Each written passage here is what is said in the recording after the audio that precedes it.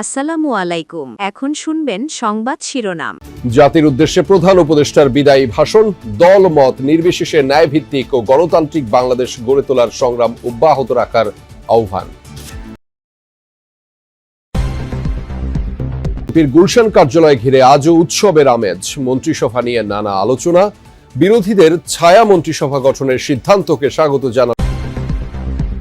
প্রধান উপদেষ্টার সঙ্গে সেনাপ্রধানের বিদায়ী সাক্ষাৎ, নির্বাচনকালীন সহযোগিতার জন্য কৃতজ্ঞতা প্রকাশ। গ্রহণযোগ্য ও অন্তর্ভুক্তিমূলক হয়েছে নির্বাচন, মূল্যায়ন টিআইবির। আইন শৃঙ্খলা বাহিনীর তৎপরতায় ঠেকানো গেছে জাল ভোটের অপচেষ্টা, ব্যয়সীমা মানেননি প্রার্থীরা। আসসালামু আলাইকুম। এতক্ষণ শুনছিলেন সংবাদ শিরোনাম, এখন শুনবেন বিস্তারিত। ত্রয়োদশ জাতীয় সংসদ নির্বাচনের ফলাফলে নিরঙ্কুশ সংখ্যাগরিষ্ঠ দল হিসেবে সরকার গঠন করতে যাচ্ছে বিএনপি নেতৃত্বাধীন জোট। চিরাচরিত প্রথা ভেঙে প্রথমবারের মতো নতুন প্রধানমন্ত্রী ও মন্ত্রীদের শপথ হতে যাচ্ছে সংসদের দক্ষিণ প্লাজায়। মঙ্গলবার বিকেল 4টায় শপথ পড়াবেন রাষ্ট্রপতি মোহাম্মদ শাহাবুদ্দিন। শপথ অনুষ্ঠানে যোগ দিতে ভারত, পাকিস্তান সহ সার্কভুক্ত দেশগুলোর পররাষ্ট্র মন্ত্রীদের আমন্ত্রণ জানানো হয়েছে। একই দিন সকাল 10টায় শপথ নেবেন নবনির্বাচিত 297 জন সংসদ সদস্য। তাদের শপথ পড়াবেন প্রধান নির্বাচন কমিশনার এএমএম নাসির উদ্দিন। সবশেষ সংসদের স্পিকার ও কারাগারে থাকা ডেপুটি স্পিকারের অনুপস্থিতিতে সংবিধান অনুযায়ী শপথ পড়াবেন সিইসি।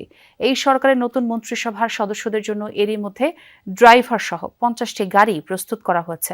শপথ অনুষ্ঠানের সকল প্রস্তুতি শেষ করেছে মন্ত্রিপরিষদ বিভাগ ও সংসদ সচিবালয়। আইন শৃঙ্খলা বাহিনী নিয়েছে সর্বোচ্চ নিরাপত্তা ব্যবস্থা।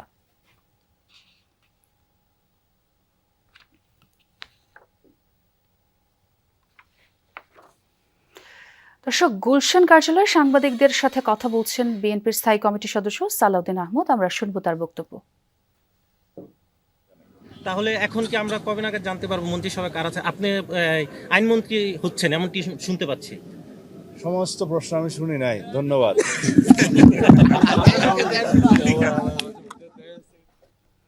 দর্শক, আমরা গুলশানে যুক্ত হয়েছিলাম, তবে এবার আমরা একটু আমার সহকর্মী মিসবার সঙ্গে যুক্ত হতে চাই। শপথ অনুষ্ঠানে যে প্রস্তুতি, সে খবরটাই জানতে চাই। সংসদ এলাকা থেকে তিনি যোগ দিয়েছেন।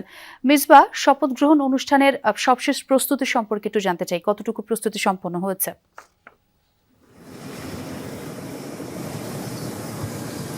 আর মাত্র কয়েক ঘন্টা, ঐতিহাসিক একটি মুহূর্তের সাক্ষী হতে যাচ্ছে জাতীয় সংসদ 13তম সংসদ অধিবেশনের জন্য। নতুন যারা সংসদ সদস্য নির্বাচিত হয়েছেন তাদের শপথ অনুষ্ঠান আগামীকাল সকাল 10টায় এটি শুরু হওয়ার কথা। এমপিদের, নতুন এমপি যারা নির্বাচিত হয়েছেন তাদের যে শপথ অনুষ্ঠান সেটি সংসদের ভেতরে শপথ কক্ষে সেটি অনুষ্ঠিত হবে। কয়েকটি ধাপে সেটি হবে, অর্থাৎ বিভিন্ন দল থেকে যারা নির্বাচিত হয়েছেন দলীয়ভাবে শপথ অনুষ্ঠানটি সেখানে সম্পন্ন হবে। স্বতন্ত্র এমপিদের আলাদাভাবে সেই শপথ অনুষ্ঠান আয়োজন করা হয়েছে। এর বাইরে দক্ষিণ প্লাজায় মূলত দীর্ঘদিনের যে একটি সংস্কৃতি ছিল যে বঙ্গভবনে শপথ অনুষ্ঠান হয়, সেটির বাইরে এবার দক্ষিণ প্লাজায় আয়োজন করা হয়েছে মন্ত্রীদের শপথ অনুষ্ঠানের। সেটির প্রস্তুতি বলা যায় একেবারে শেষ পর্যায়ে। সকাল থেকে এখানে ব্যাপক কর্মযজ্ঞ আমরা খেয়াল করেছি। ব্যাপক নিরাপত্তা ব্যবস্থা নেওয়া হয়েছে। ভেতরে গণমাধ্যম কর্মীদেরও যাওয়া নিষেধ। এমনকি কালকের অনুষ্ঠান ঘিরে সংসদ সচিবালয় যারা কাজ করেছেন এমন দু একজনের সাথে কথা হয়েছে, তাদের ক্ষেত্রে এক ধরনের রেস্ট্রিকশন দেওয়া হয়েছে, অর্থাৎ খুব সীমিত মানুষ নিয়ে ভেতরে যে এমপিদের শপথ অনুষ্ঠান সেটি অনুষ্ঠিত হবে। আর বাইরের মন্ত্রীদের যে অনুষ্ঠান হবে সেখানে 3500-এর মতো অতিথি সেখানে উপস্থিত থাকবেন। সেই প্রস্তুতিও বলা যায় যে একেবারে শেষ পর্যায়ে, অর্থাৎ সব ধরনের প্রস্তুতি এখানে সম্পন্ন করা হয়েছে। ঘণ্টাখানেক আগে এখানে বিএনপি নেতা এবং নবনির্বাচিত সংসদ সদস্য শহীদউদ্দিন চৌধুরী ইয়ানি তিনি এসেছিলেন। তিনি বলেছেন যেহেতু এই সরকার জনগণের সরকার, সুতরাং তারা উন্মুক্ত স্থানে মন্ত্রীদের যে শপথের অনুষ্ঠান সেটির তারা আয়োজন করেছেন এবং সার্বিকভাবে সব প্রস্তুতি তিনি এখানে তদারক করেছেন, দেখে গেছেন এবং সরকারের পক্ষ থেকেও সব ধরনের প্রস্তুতি প্রস্তুতি নেওয়া হচ্ছে। এই সংসদ ভবনের বিপরীত পাশে নতুন এমপি যারা নির্বাচিত হচ্ছেন তাদের যে থাকবার যে জায়গা আবাসিক এলাকা ন্যাম ভবন যেটিকে বলে, সেটিতে একটু আগে আমরা ঘুরে এসেছি। 1.5 বছর সেটি বলা যায় একেবারে তালাবদ্ধ ছিল। সেই ন্যাম ভবন পুরোপুরি প্রস্তুত করা হয়েছে, নতুন করে সেখানে সংস্কার করা হয়েছে। অর্থাৎ বলা চলে এই সংসদ ভবন এবং ন্যাম ভবন সব মিলিয়ে একেবারে পুরোপুরি প্রস্তুত নতুন সংসদ সদস্যদের জন্য। অনেক ধন্যবাদ আপনাকে এই তথ্যগুলো জানানোর জন্য। শপথ গ্রহণের আগের দিনও নেতাকর্মীদের ভিড় গুলশানে বিএনপি চেয়ারম্যানের কার্যালয়ের সামনে। দুপুর 1টার দিকে দলের চেয়ারম্যান তারেক রহমান কার্যালয়ে প্রবেশ করেন। সকাল থেকেই দেশের বিভিন্ন আসনে ধানের শীষ প্রতীকে জয়ী বিএনপির সংসদ সদস্যরা আসেন চেয়ারম্যান কার্যালয়ে। তারা জানান, বড় ধরনের চ্যালেঞ্জ সামনে নিয়েই পরিবর্তনের বাংলাদেশে দায়িত্ব নিতে যাচ্ছেন নতুন সরকার এবং সংসদ সদস্যরা। স্বাভাবিকভাবেই চাপ বেশি থাকবে সরকারের। এ সময় বিরোধী দলের প্রতি সরকারকে নিয়ে সংসদে গঠনমূলক সমালোচনার আহ্বান জানান সংসদ সদস্যরা।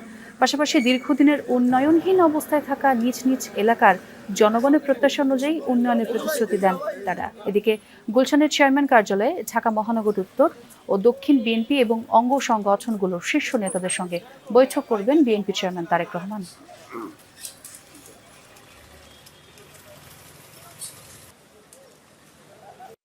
এটা তো আসলে একটা বিরাট চ্যালেঞ্জ। দায়িত্ব বেড়ে গেল, রেসপন্সিবিলিটি বেড়ে গেল, মানুষের প্রত্যাশার সাথে প্রাপ্তির একটা বিরাট সমন্বয়ের ব্যাপার আছে। আমাদের তৃতীয় বিশ্বের দেশ, এই সময়ে প্রথমত আসলে আইন শৃঙ্খলা, ল অ্যান্ড অর্ডার এবং শান্তি বজায় রাখাটা প্রথম চ্যালেঞ্জ। দীর্ঘদিন এলাকায় কোনো উন্নয়ন হয় নাই, শুধু ম্যাডামের এলাকা বিদায় ওখানে কাজ করে নাই।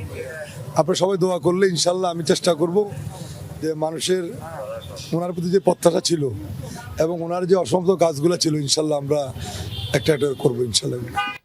এবারে গুলশান কার্যালয়ের সামনে থেকে আমার সহকর্মী সাইফুদ্দিন রবিন আমাদের সঙ্গে কথা বলবেন। রবিন, একটু আগে তো বিএনপির স্থায়ী কমিটির সদস্য সালাউদ্দিন আহমদ ব্রিফ করেছেন, আমরা সেটি দেখছিলাম। কি বললেন তিনি এবং নেতাদের সাথে বৈঠকে তারেক রহমানের পক্ষ থেকে কি কোনো ধরনের বার্তা দেয়া হতে পারে কিনা?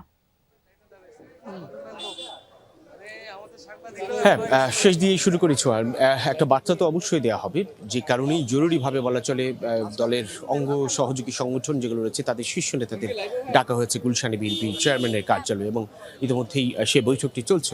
মূলত নির্বাচন পরবর্তী সারা দেশ জুড়ে নানান ধরনের ছোটোখাটো বিক্ষিপ্ত বিচ্ছিন্ন কিছু সহিংসতার যে খবর পাওয়া যাচ্ছে সেসব নিয়ন্ত্রণ এবং সেই সঙ্গে আগামী দিনে দলের নেতাকর্মীরা যেন আরও বেশি সংযত আচরণ করে, সরকার গঠনের পরেও যেন ক্ষমতার বলয়ের মধ্যে থেকেও কোনো ধরনের নিজেদেরকে ক্ষমতাশীল মনে করে কারো সাধারণের উপর কিংবা অন্যান্য কোনো ধরনের বিক্ষিপ্তভাবে কোনো বিশৃঙ্খল পরিস্থিতি তৈরি না হয়, সেই বিষয়ে সেই পূর্ণ নিয়ন্ত্রণ বা পূর্ণ লাগাম টানার জন্য এক ধরনের কঠোর নির্দেশনা দেবেন বিএনপি চেয়ারম্যান তারেক রহমান দলের অঙ্গ সহযোগী সংগঠনগুলোর প্রতি এবং মহানগরের নেতৃবৃন্দের প্রতিও। ইতিমধ্যেই দলের স্থায়ী কমিটির সদস্য নজরুল ইসলাম খান, আমির খসরু মাহমুদ চৌধুরী এবং বিএনপি মহাসচিব মির্জা ফখরুল ইসলাম আলমগীর তারা প্রবেশ করেছে।